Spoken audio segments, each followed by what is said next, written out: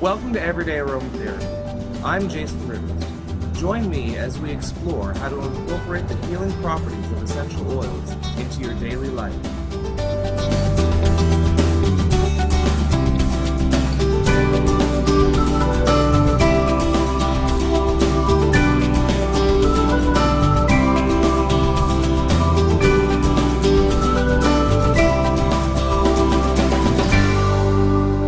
Welcome to the show.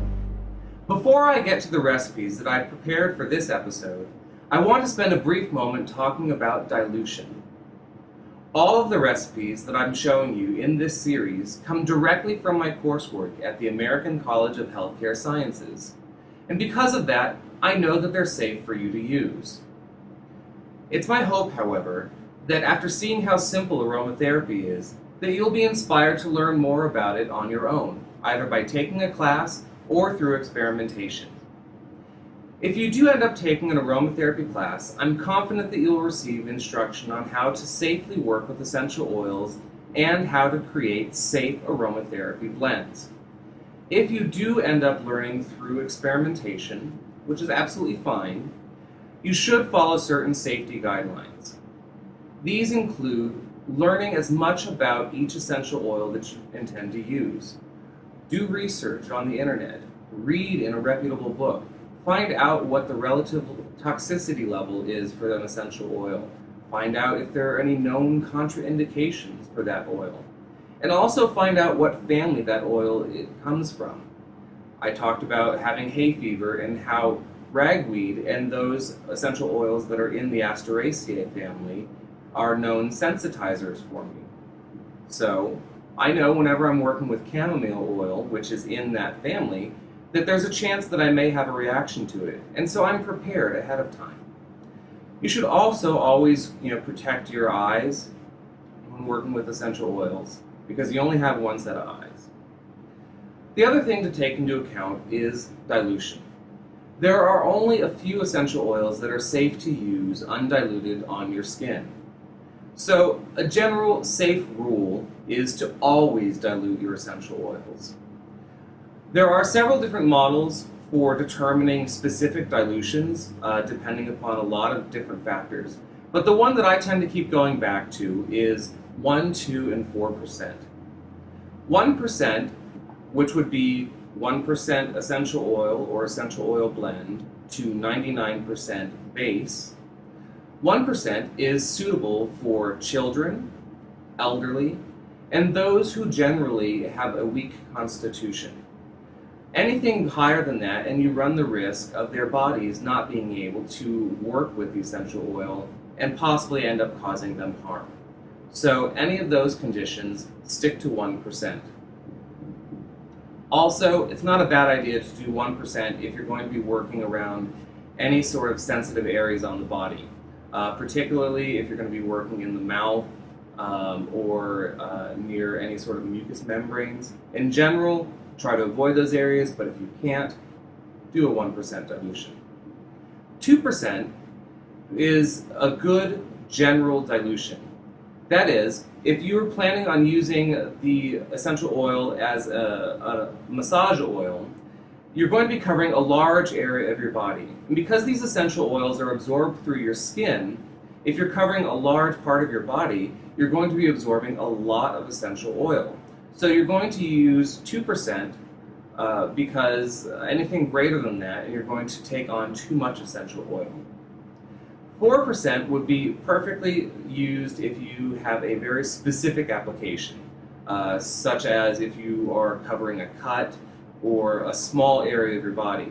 Because the amount of surface area that is going to be touched by the essential oil is small, you are able to use a higher concentration without worrying about using too much. Okay, so I've talked to you about dilution, so let's get to those recipes, shall we?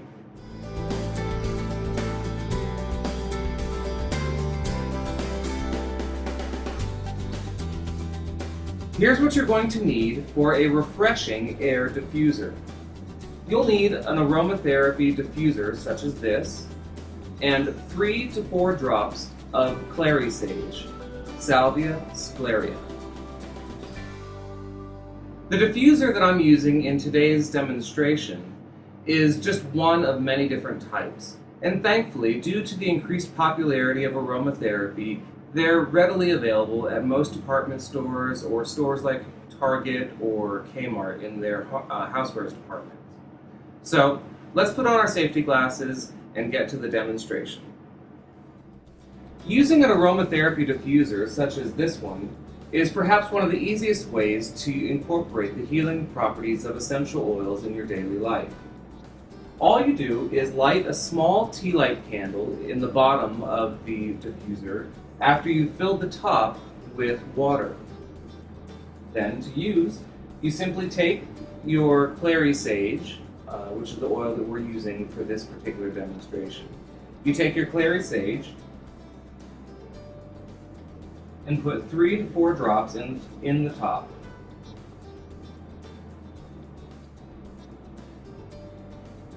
And now as the candle heats the water, the essential oils will evaporate into the room. It's just that easy. Now you would place one of these diffusers in your office or by your bedside and allow the healing properties of these various essential oils, again in this case we're using clary sage, to filter throughout the room. What could be simpler than that? Alright, let's get to our second recipe.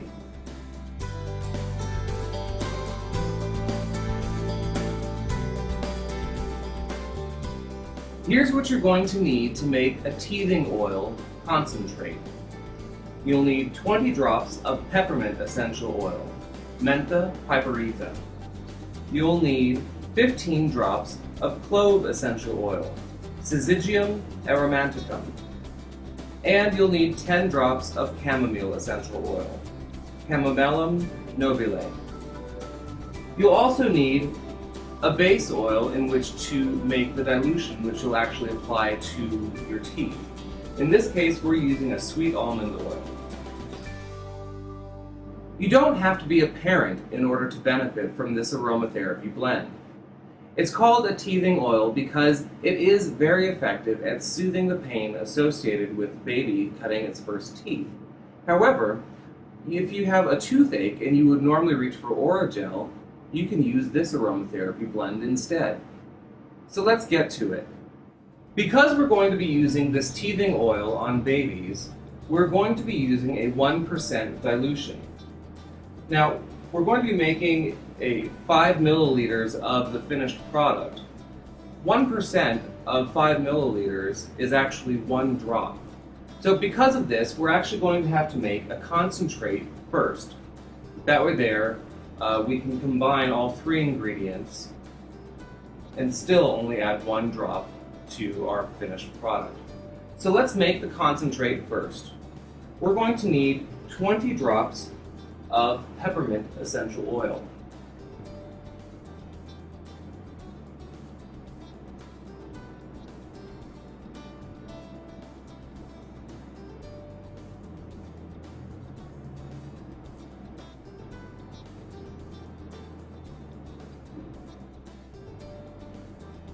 Right.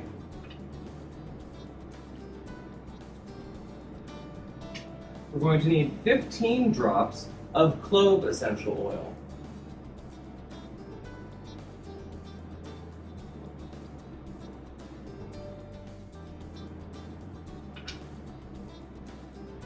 And lastly, we'll need 10 drops of chamomile essential oil.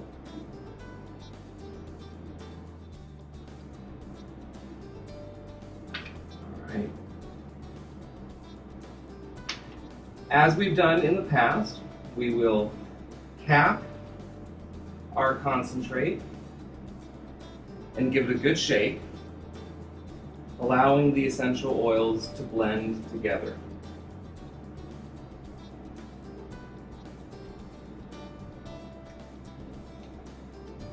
Okay.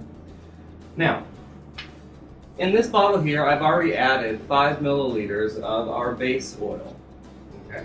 So all we have to do is add 1 drop, that's all it takes, of our concentrate.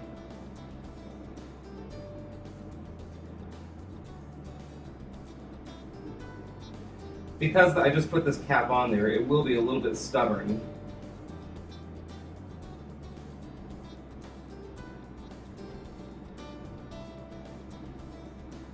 All right.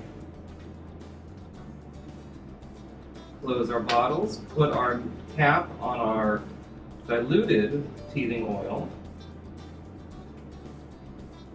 and give it a shake. All right, and so to use our teething oil, you take a Q-tip and simply apply a drop to the end of the Q-tip.